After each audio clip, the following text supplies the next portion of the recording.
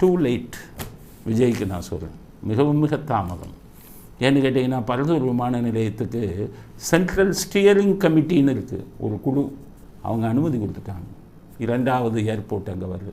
மக்கள் நூற்றுக்கணக்கான நாள் உண்ணாவிரதம் இருந்து போராட்டம் பண்ணாங்க.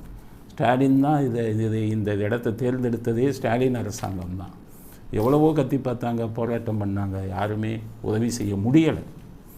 நிறைய பேர் போனாங்க, யாராலையும் உதவி செய்ய முடியவில்லை. இப்போ நீங்கள் போயிருக்கீங்கன்னா நல்ல விஷயம். ஆனால் உங்களால் அதை போகிறதுனால எந்த பிரயோஜனமும் இல்லை.